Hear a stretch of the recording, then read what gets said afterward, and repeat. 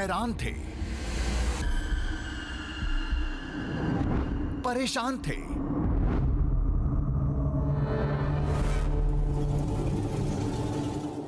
अंजाम से अनजान थे। फिर भी हकीकत से सामना करने को बेताब थे।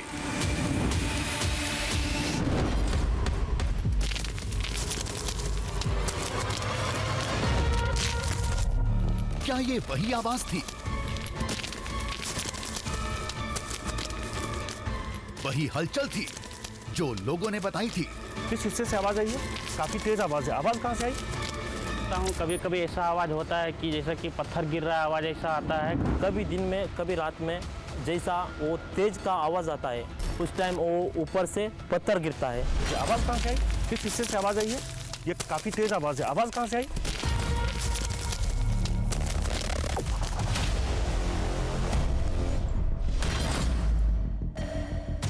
क्या वाकई इस खंडहर में कुछ अजीब होता है? यहाँ बड़े बड़े पत्थर हवा में उड़ते हैं, आसमान से आग बरसती है। ऐसा तो संभव ही नहीं है।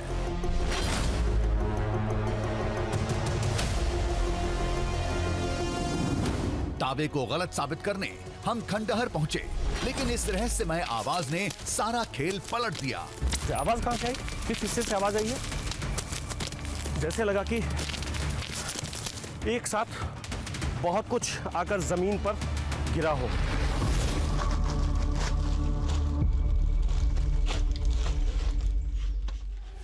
ये सब शुरू हुआ था एक फोन कॉल से।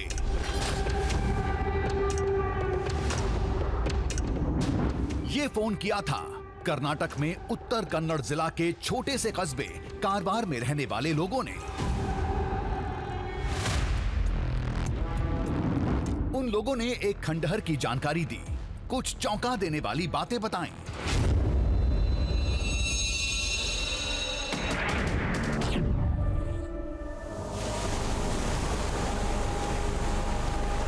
एक ऐसा खंडहर जो करीब 100 साल पहले धरती से बाहर निकलना शुरू हुआ था और फिर कुछ सालों के बाद वो खंडहर पूरी तरह से धरती के बाहर निकला, लेकिन उसकी हालत इतनी ज्यादा खराब है कि उसके बारे में सही सही किसी को कुछ पता ही नहीं। लोगों को यह भी नहीं मालूम कि आखिर वो खंडहर पहले क्या था।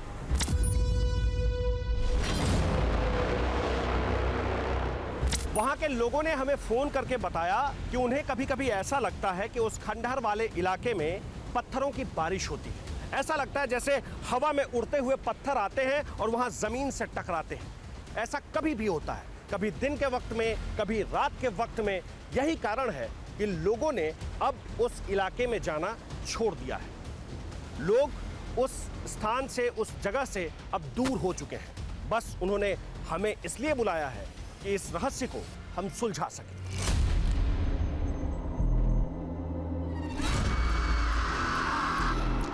लेकिन हमें क्या पता था, रहस्य का ये चक्कर हमें पुराणों की एक अनजान दुनिया में ले जाएगा, हमारे दिमाग को चक्कर घिन्नी बना देगा। एक आवाज हमने भी सुनी। आवाज कहां से आई? किस हिस्से से आवाज आई है? ये काफी तेज आवाज है। आवाज कहां से आई? आवाज का पीछा किया तो अजूबे पत्थर दिखे। एक साथ इतने पत्थर कहां से आए? ये पत्थर गिरने की आवाज थी। लेकिन चमत्कार की उस सुरंग में कुछ और था, कुछ ऐसा जिसने पौराणिक ग्रंथों में एक नया अध्याय जोड़ दिया।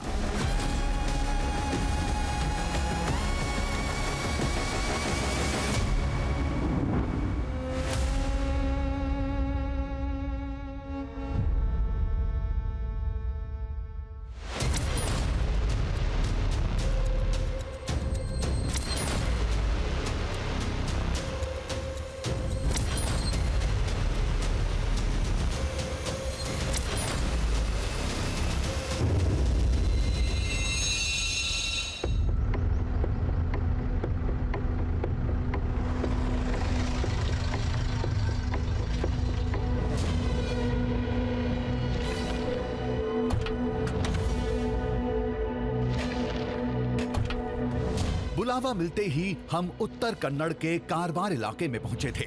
पहले उस गांव में गए जहां के शख्स ने हमें फोन किया था।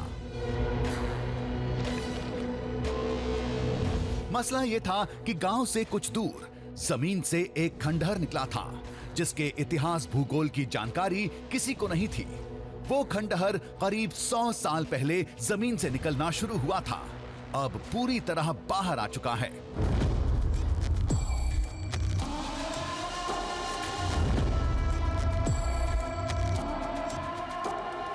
लगभग 75 ईयर्स पहले वो मंदिर दिखाएगा हमें। 75 ईयर्स पहले। हाँ। हाँ। तब दिखा। तब दिखा है सर। हाँ। इसलिए आपका दृश्य देख के मैं कॉल किया आपको। हाँ।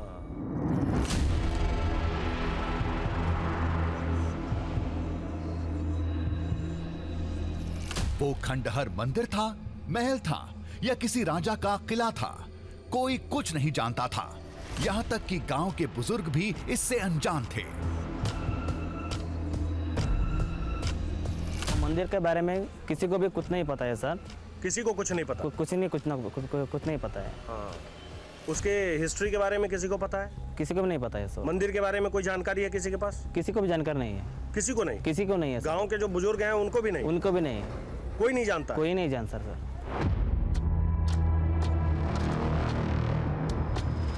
वो सब तो हम पता लगा लेंगे, लेकिन उस खंडहर को लेकर गांव वालों ने जो बताया उसे सुन हम सन्न रह गए।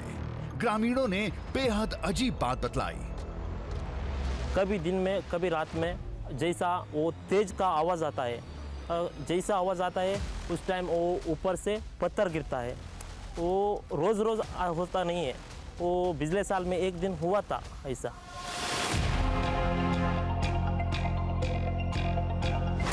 लोगों के मुताबिक उस खंडहर से पत्थरों के बरसने की आवाज आती है। ऐसा लगता है सैकड़ों पत्थर एक साथ जमीन पर गिर रहे हैं। उस रहस्यमयी आवाज का कोई तय समय नहीं था। देखता हूँ कभी कभी ऐसा आवाज़ होता है कि जैसे कि पत्थर गिर रहा है, आवाज़ ऐसा आता है। कभी कभी होता है, रोज नहीं होता है, लेकिन ऐसा होता है कभी कभी। ये दिन में होता है कि रात में होता है? दिन में भी होता है, रात में भी कभी कभी ऐसा होता है। न चमत्कार का दावा, न कोई पौराणिक कथा। लोगों के पास अगर कुछ था तो वो था उस खंडहर का रहस्य, जिसका खौफ लोगों में इस कदर था कि दिन के उजाले में भी कोई उधर का रुख नहीं करता था। लोग जो कुछ भी बताते हैं और जो कुछ भी कह रहे हैं वो अपने आप में चौंकाने वाला है। कई तरह के सवाल हैं और कई तरह की उलझनें भी।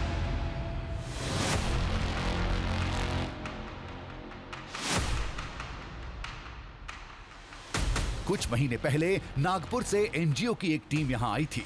उस खंडहर की जांच करने के लिए कुछ दिन रहे, फिर वापस लौट गए। लेकिन उस टीम का एक सदस्य गांव में ही रुक गया था, जो दिन भर उस खंडहर में घूमता रहता है। पूरी टीम है या एक ही आदमी है? एक आदमी, टीम आया था पहले, लेकिन टीम चले गए, एक आदमी इधर ही रह गया। एक आदमी इधर ही रह गया। इससे कुछ जानकारी मिलने की उम्मीद बंधी, लेकिन वो शख्स अभी गांव में नहीं था, किसी काम से बाहर गया था, कल वापस लौटेगा। वो गांव के लोगों से ज्यादा बात नहीं करता था, लेकिन उम्मीद यही थी कि उसके पास जरूर खंडहर को लेकर कोई सूचना होगी। मैं बोल रहा था कि पिछले कुछ सालों से कुछ जने आ रहे रिसर्च करने के लिए। इधर एक मंदिर है वो साइड में, रिसर्च करने आए हैं। नागपुर से एक बंदा भी उधर घूम रहा है, अभी है नहीं हमारे पास। वो होता तो आपको मिलाता। उधर पूरा घूम रहे हैं उधर मंदिर के साइड में। जरूरत पड़ेगी तो उस शख्स से मिल लेंगे। फिलहाल हमारा रुख खंडहर की ओर था।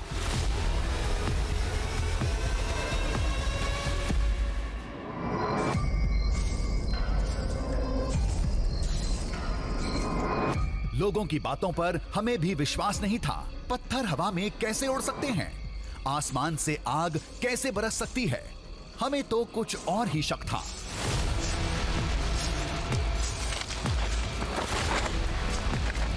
पता नहीं ये दावा झूठा है या फिर ये कैसी कहानी है जिसे लेकर लोग बार बार कह रहे हैं कि वहाँ रात के वक्त में अचानक ही आवाज़ सुनाई पड़ती है, कभी दिन के वक्त में अचानक आवाज़ सुनाई पड़ती है।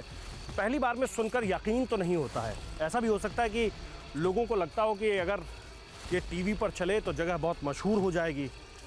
पता नहीं लोगों के मन में क्या है, क्या किसी ने सुना है, किसी ने देखा है, जिस तरह के दावे किए जा रहे हैं वो सच है ये सब कुछ वहाँ पहुँचकर ही पता चल पाएगा। फिलहाल आगे बढ़ते हैं।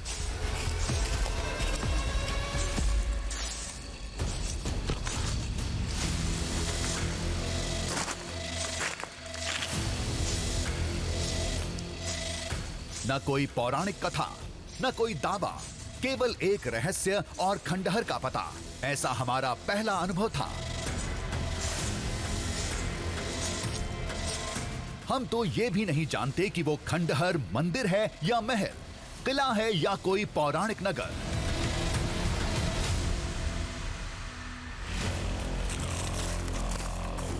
क्या ऐसा हो सकता है कि पत्थरों की बारिश होती हो?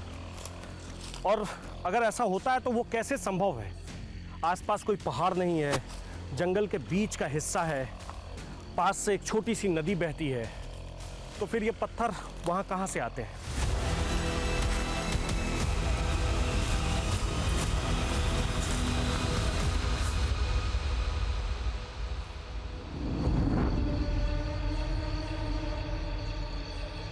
अगले कुछ पलों में वो खंडहर हमारे सामने था।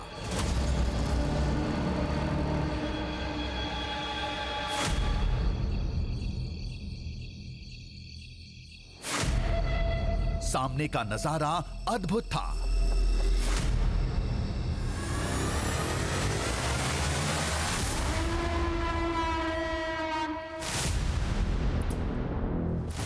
चारों तरफ बियाबान जंगल और जंगल के बीच में एक पौराणिक खंडहर।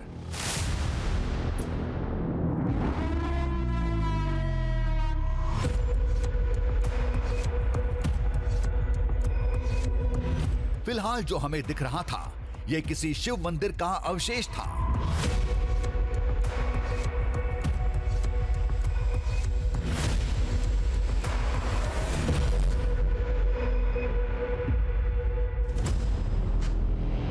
शिवलिंग, नंदी, गर्भगृह सब कुछ थे।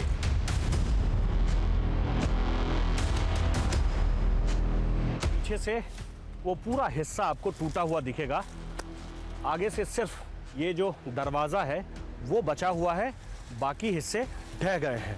और ठीक बाहर भगवान गणेश की एक मूर्ति रखी है और एक बहुत छोटी सी मूर्ति और है, ये भी भगवान गणेश की ही मूर्ति है।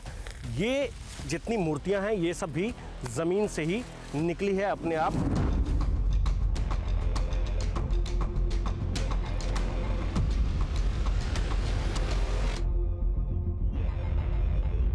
यहां एक नहीं कई खंडहर थे, जिनमें से कुछ मंदिर लग रहे थे तो कुछ महल नुमा थे।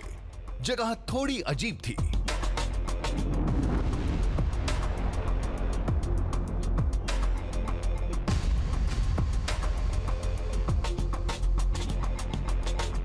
किसी खंडहर में लकड़ी का इस्तेमाल नहीं था, सभी जगह पत्थर लगे थे, यानी ये 2000 साल से भी पुराना अवशेष था।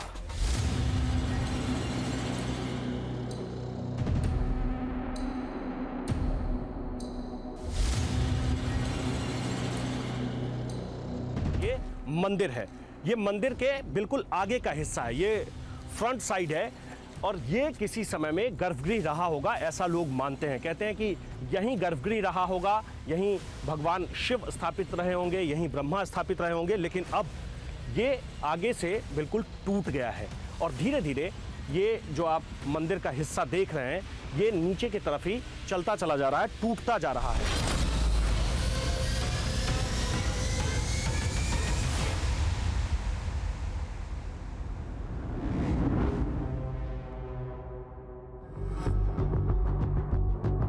एक खंडहर के नीचे सुरंगनुमा जगह थी। एक की दीवार पर कई सारी प्रतिमाओं को उकेरा गया था। देवी देवताओं के साथ कुछ कलात्मक मूर्तियां भी थीं।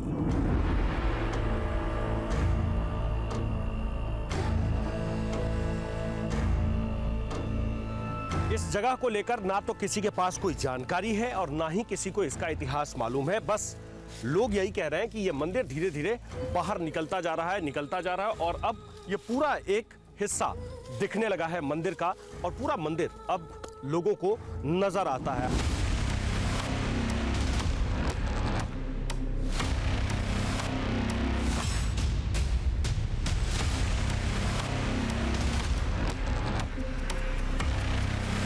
इतना तो समझ में आ गया था, ये कोई प्राचीन नगर या किसी बहुत बड़े मंदिर का अवशेष था।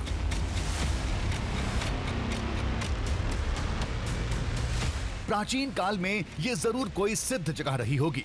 यहाँ भगवान शिव के साथ ब्रह्मदेव से जुड़ी निशानियां भी थीं।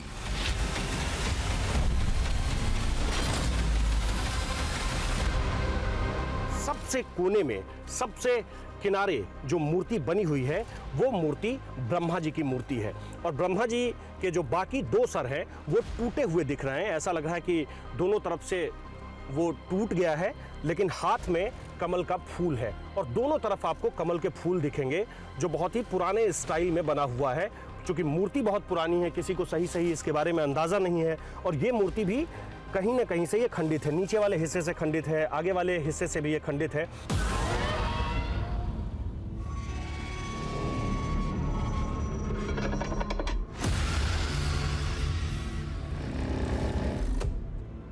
आज देश में ब्रह्मदेव के मंदिर बहुत कम हैं। शायद यहाँ ब्रह्मा से जुड़ी साधना होती थी।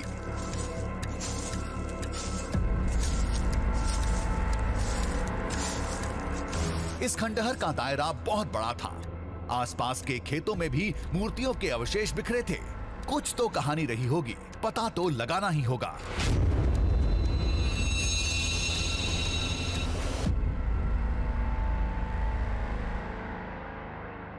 इस मंदिर में जितने पत्थर हैं उतने ही देवी देवता यहाँ रहते हैं। भगवान शिव सबसे प्रमुख हैं, ब्रह्मा भी प्रमुख हैं, लेकिन इसमें जितने पत्थरों का इस्तेमाल किया गया है उतने ही देवी और देवता इस मंदिर में निवास करते हैं, इस मंदिर में रहते हैं। ये आवाज कहाँ से आई?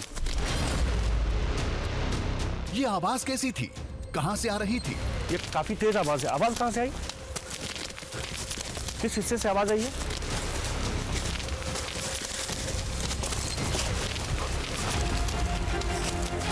ऐसा लग रहा था मानो सैकड़ों पत्थर एक साथ बरस रहे थे।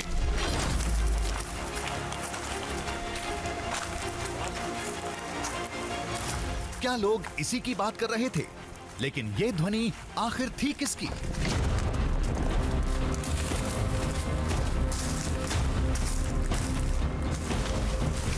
अचानक ही इतनी तेज आवाज आई। जैसे ही हम ब्रह्मा जी की प्रतिमा के पास पहुंचे, एक झटका लगा।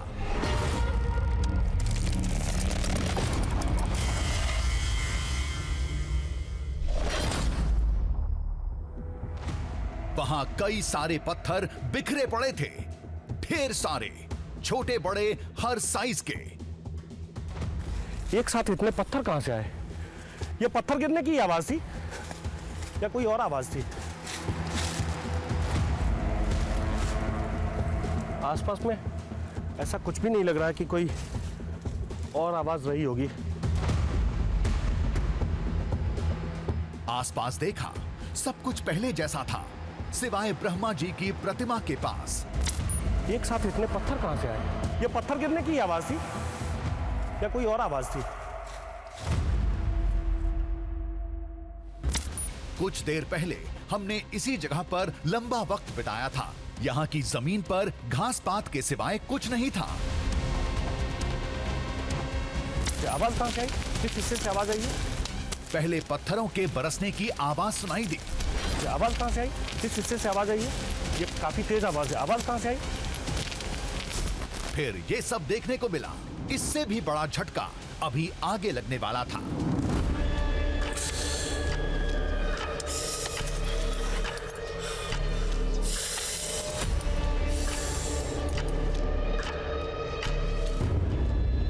पत्थर आग की तरह धधक रहे थे। हाथ से पकड़ना भी मुश्किल था।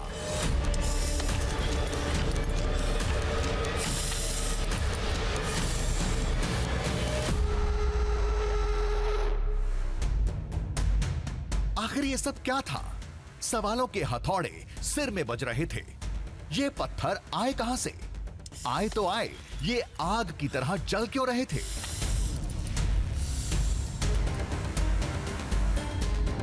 एक बार पानी देना।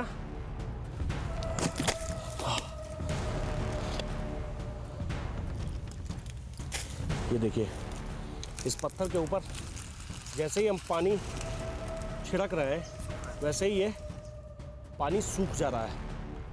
ये इस बात का प्रमाण है कि ये पत्थर कितना ज़्यादा गर्म है, कितना ज़्यादा गर्म है ये पत्थर।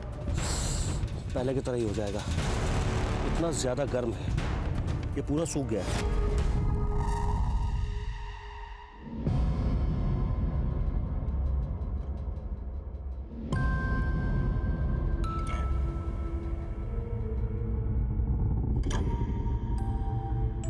ये सब क्या हो रहा था, क्यों हो रहा था, कैसे हो रहा था, कुछ समझ में नहीं आ रहा था। पीछे वाले हिस्से में चलकर देखते हैं।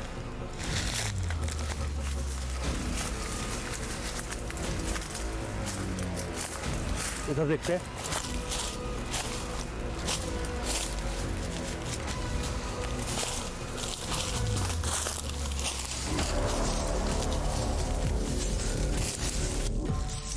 खंडहर के पास ही आग जलने के निशान मिले। यहाँ आग किसने लगाई है? ये तो ऐसा लग रहा है जैसे आग जलाई गई थी। अब पता नहीं यहाँ आग किसने लगाई इस जंगल में। जंगल का ये वो हिस्सा है जिस हिस्से में लोगों का आना जाना ना के बराबर है।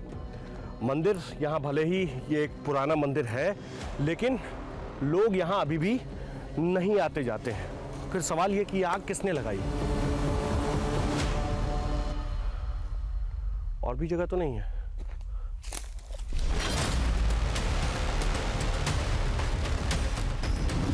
आग जलने के ये निशान और उन गर्म पत्थरों में क्या आपस में कोई नाता था? क्या इस खंडहर को किसी साजिश का हिस्सा बनाया जा रहा था? क्या मामला कुछ और था?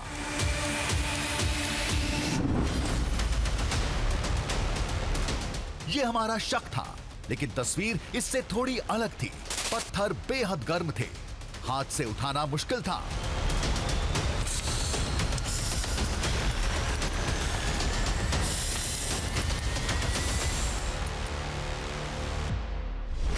लेकिन जलने के ये निशान और जली हुई लकड़ियां ठंडी थीं। यहां लपटें उठी तो थीं, लेकिन कई घंटे पहले।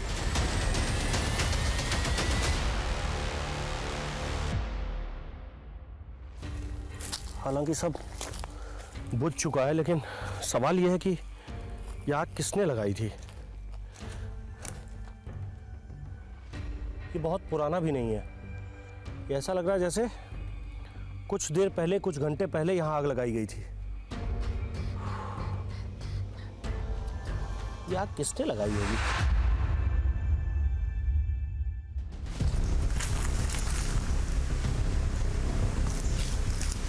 साजिश के शक का दायरा बढ़ता जा रहा था।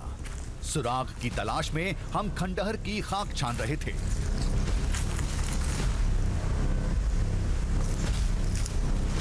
एक खंडहर की सुरंग में घुस गए।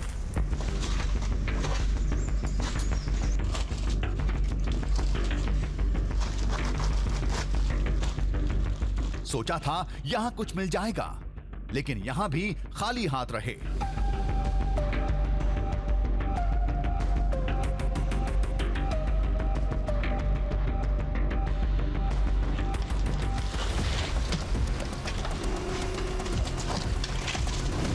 दिमाग उलझता जा रहा था। शाम ढलने वाली थी।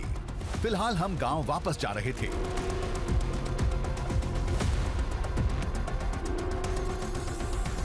हम वापस गांव की तरफ आ गए हैं। रात भर हम इंतज़ार करेंगे और कल सुबह फिर से देखेंगे कि ये पूरा माजरा क्या है। क्या जो कुछ कहा जा रहा है या जो कुछ आज मैंने देखा, क्या वो सब वाकई में उतना ही चौंकाने वाला है जितना चौंकाने वाला वो अभी समझ में आ रहा है या दिख रहा है। इसके लिए हमें आज रात भर यहीं गांव में कहीं रुकना होगा।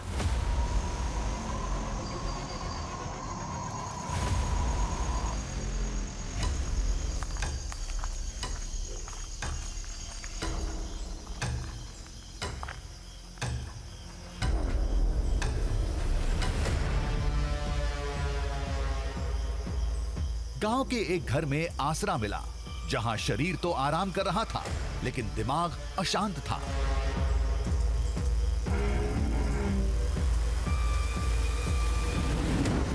में जो दिखा था वो क्या था, उसकी हकीकत कैसे सामने आएगी, यही सब चल रहा था। तभी एक गांव वाले की बात याद आई। मैं बोल रहा था कि पिछले कुछ सालों से कुछ जने आ रहे रिसर्च करने के लिए। इधर एक मंदिर है, वो साइड में रिसर्च करने आए हैं नागपुर से। एक टीम आया था पहले, लेकिन टीम चले गए, एक आदमी इधर ही रह गया। एक आदमी इधर ही रह गया।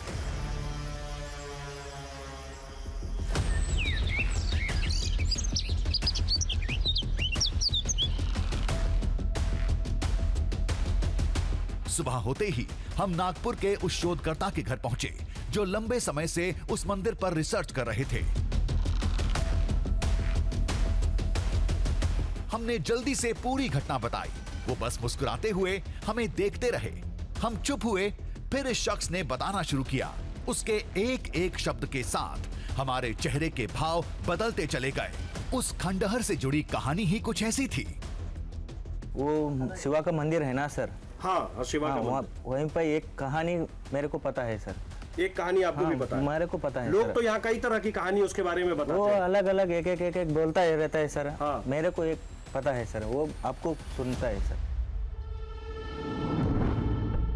ये उस समय की बात है जब महाभारत युद्ध खत्म हो चुका था। द्रोणपुत्र अश्वत्थामा पांडवों से बदला लेने के लिए तड़प रहा था। पांडवों का वंश खत्म करने के मकसद से अश्वत्थामा ने उस समय के सबसे शक्तिशाली दिव्यास्त्र ब्रह्मशिरा का वार किया, जिसके निशाने पर थी अभिमन्यु की गर्भवती पत्नी उत्तरा। अर्जुन ने भी ब्रह्मशिरा से जवाबी वार किया। महर्षि वेदव्यास के कहने पर अर्जुन ने अपना अस्त्र वापस बुला लिया, लेकिन अश्वत्थामा ऐसा करने में नाकाम रहा। फिर श्री कृष्ण ने ब्रह्मशिरा से उत्तरा के गर्भ की रक्षा की। पुराणों पर खोज करने वाले इस शख्स के मुताबिक अश्वत्थामा ने जहां तपस्या करके ब्रह्मशिरा की वो अमोघ शक्ति हासिल की थी, पौराणिक समय में वो जगह वही खंडहर था। अश्वत्थामा ने तपस्या की थी वहाँ? हाँ सर, अश्वत्थामा तपस करके हाँ। वहीं पे मिल गया था सर। ब्रह्मशिरा तपस में मिल गया सर। तपस्या करने के बाद अश्वत्थामा को वहाँ ब्रह्मशिरा अस्त्र मिला। हाँ सर, करेक्ट है सर। ब्रह्मशिरा अस्त्र मिला था ब्रह्मशिरा अस्त्र मिला है सर अश्वत्थामा को? हाँ सर। उसी जगह पर? हाँ, उसी जगह पर सर। ये कहानी आपको नहीं पता था ना सर? उसी जगह पर में अश्वत्थामा को ब्रह्मशिरा अस्त्र मिला? हाँ सर, वही जगह में बैठ के तपस करके, बाद में तपस करके जब वो तपस्या खत्म हुई, हाँ खत्म हुए बाद ब्रह्मशिरा अस्त्र मिला सर।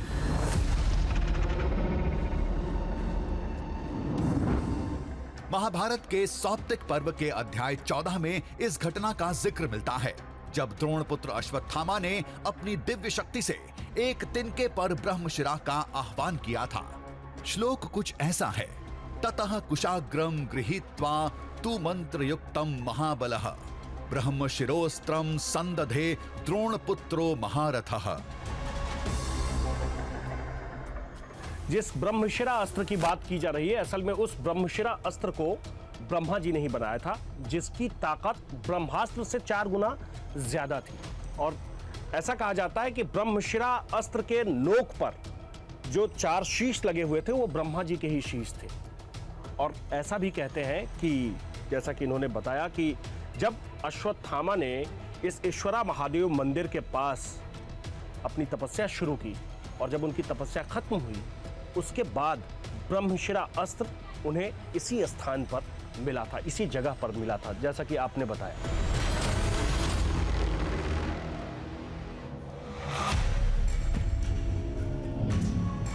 इस शख्स के मुताबिक वो खंडहर प्राचीन साधना स्थली का एक छोटा हिस्सा था, जो करीब 30 किलोमीटर के दायरे में फैला था। उसका सबसे अहम एक हिस्सा उस अवशेष से दूर समुद्र किनारे था।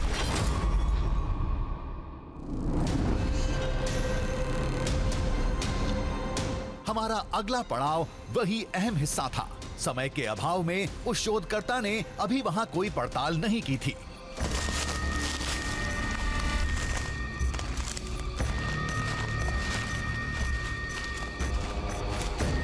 ब्रह्मशिरा की कहानी ने थोड़ा चौंका दिया था। आमतौर पर ब्रह्मास्त्र को सबसे शक्तिशाली अस्त्र माना जाता है, लेकिन ब्रह्मशिरा की शक्ति ब्रह्मास्त्र से भी कई गुना ज्यादा थी।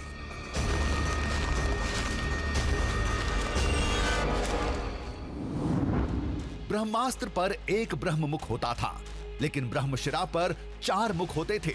ऐसे में ब्रह्मशिरा अस्त्र ब्रह्मास्त्र से 4 गुना ज्यादा शक्तिशाली माना जाता था।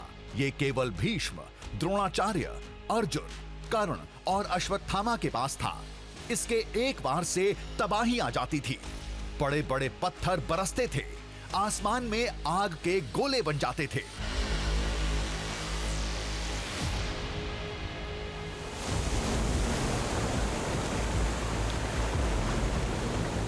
लेकिन हमने जो आवाज सुनी थी, जो गर्म पत्थर मिले थे और हमारे सामने जो अगला पड़ाव दिख रहा था, इनका उस कहानी से क्या नाता था, ये अभी भी समझ से बाहर था। आखिर वो खोजकर्ता क्या कहना चाहता था? क्या आज भी ब्रह्मशिरा का असर इस इलाके में है? ब्रह्मदेव की प्रतिमा के पास तपते पत्थरों का ढेर, वो आवाज, आग जलने के निशान, सब ब्रह्मशिरा की शक्तियों की वजह से था। उस शख्स ने यही बताया कि जिस खोज में आप हैं, उस खोज की अगली कड़ी यहीं जाकर जुड़ती है, इसी मंदिर के पास आकर जुड़ती है। वो कैसे जुड़ेगी ये हमें भी नहीं पता, लेकिन समुद्र के किनारे बने इस महादेव मंदिर को लेकर यह बताया गया कि यहाँ जो भगवान शिव हैं, वो खुद के यहाँ होने के प्रमाण हर साल देते हैं और ये बताते हैं कि ये पूरा का पूरा जो इलाका है, ये पूरा का पूरा जो क्षेत्र है, वो भगवान शिव का है, वो ब्रह्मा का है। वो कैसे, वो मंदिर चलकर देखते हैं। आओ।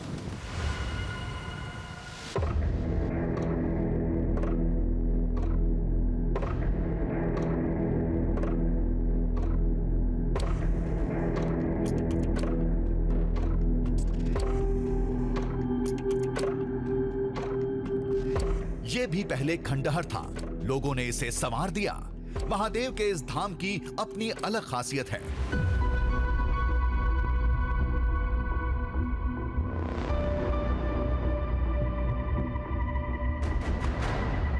बताते हैं इस शिवलिंग की लंबाई साल दर साल बढ़ती जा रही है, इतनी कि छत की ऊंचाई बढ़ानी पड़ गई। ये स्वयंभू शिवलिंग है, स्वयंभू महादेव है और धीरे धीरे ये शिवलिंग बढ़ता चला जा रहा है। कहते हैं कि यहाँ जो पहले खंडहर हुआ करता था, उसकी ऊंचाई यहाँ तक थी, इतनी थी इसकी ऊंचाई। लेकिन जब शिवलिंग की लंबाई बढ़ने लगी तो उस खंडहर को हटाकर आसपास के लोगों ने जब समुद्र किनारे इस मंदिर को देखा तो उस खंडहर को हटाकर एक बड़ा मंदिर बनाया।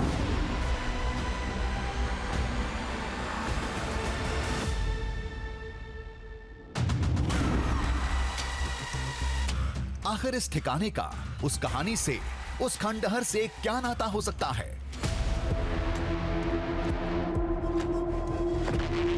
मंदिर के बगल में एक पहाड़ी थी। दरअसल यहाँ का खंडहर इसी पहाड़ी पर था। परेशानी से बचने के लिए लोगों ने नीचे समतल जमीन पर मंदिर बना दिया। अभी भी कुछ अवशेष इस पहाड़ी पर बिखरे पड़े मिल जाएंगे।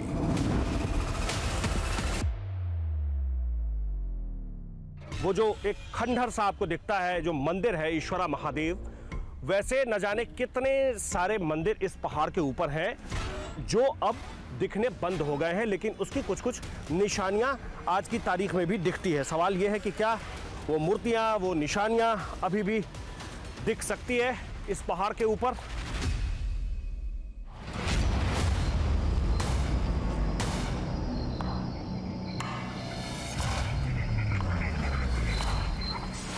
वो खोजकर्ता यहां आने वाला था, उससे पहले हम आ गए थे।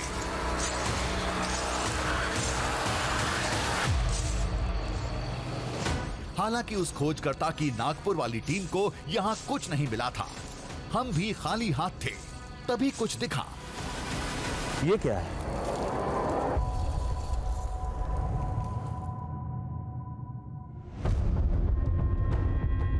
ये कपड़े का एक टुकड़ा, बेहद गंदा, बहुत पुराना लगता है, सालों से यहां दबा पड़ा था।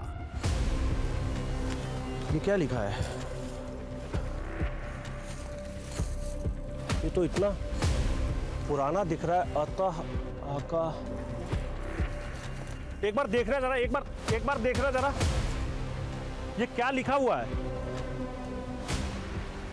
आसपास में और तो कुछ है भी नहीं।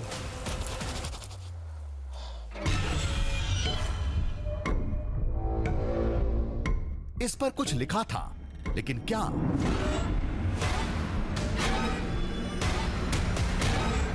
अक्षर धुंधले पड़ चुके थे, साफ दिख नहीं रहा था, पढ़ना मुश्किल था। अतः आका इतना पुराना लग रहा है, इसके ऊपर कुछ लिखा हुआ तो है। एक बार देखना जरा, ये क्या लिखा हुआ है? कुछ समझ में आ रहा है? अतः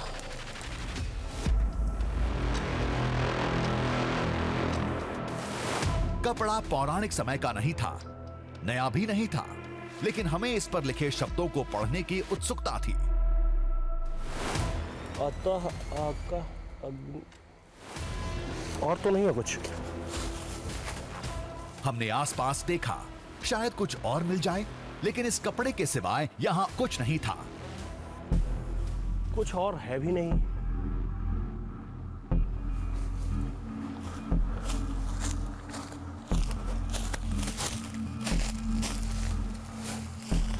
नहीं, इस तरफ भी नहीं है। हम समुद्र के किनारे ही खड़े हैं, क्यों ना एक बार इसको धोकर देखें कि आखिर इसके ऊपर क्या लिखा हुआ है।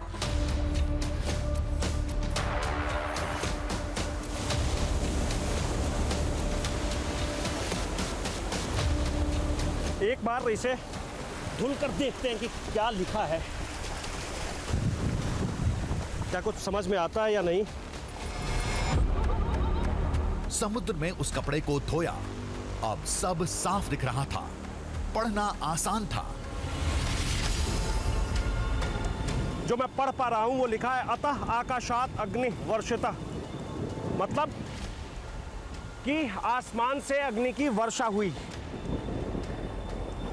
इसका यही मतलब हुआ, अतः आकाशात अग्नि वर्षित।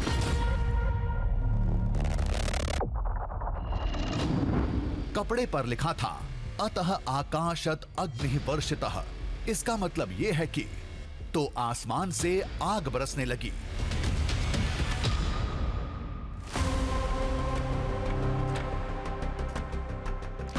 ये किसने लिखा था, क्यों लिखा था, और ये कपड़ा यहां क्यों पड़ा था? क्या ये मंदिर के अवशेष में था या किसी ने यहां लिख के छोड़ दिया था? आसमान से आग बरसने लगी, ये किसके लिए लिखा था? क्या इसका नाता अश्वत्थामा के ब्रह्मशिरा से था? हमें मिलने वाले गर्म पत्थरों से था। ये पत्थर कितना ज्यादा गर्म है।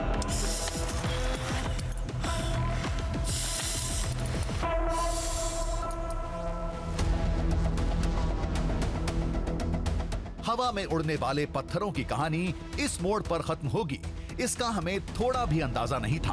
अतः आकाशात अग्नि वर्षिता, मतलब आसमान से अग्नि की बारिश हुई। कई बार पढ़ा, बार बार दिमाग महाभारत की उस अनजान कथा की ओर ही जा रहा था। इस मंदिर का पता बताते वक्त शोधकर्ता ने भी कुछ यही अनुमान लगाया था कि दोनों जगहों में कुछ तो नाता है।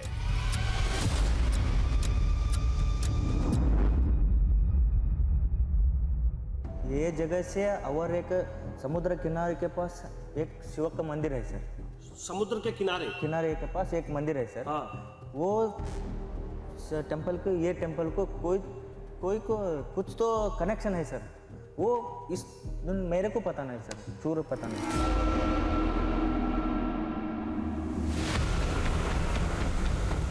दरअसल ये पूरा मामला अभी रिसर्च के दौर से गुजर रहा है। इसे पूरी तरह जानने और समझने में अभी कई साल लग जाएंगे। जो पत्थर हमें मिले थे वो मंदिर के किसी हिस्से से गिरे थे या कहीं और से। एक साथ इतने पत्थर कहां से आए? ये पत्थर गिरने की आवाज थी। उनके गर्म होने का कारण कोई खास भौगोलिक परिस्थिति थी या कुछ और? इन सारे सवालों के जवाब हो सकता है मिले या ना भी मिले। तब तक ये खंडहर और इससे जुड़ी कहानी का दृश्य लोगों को चौंकाता रहेगा।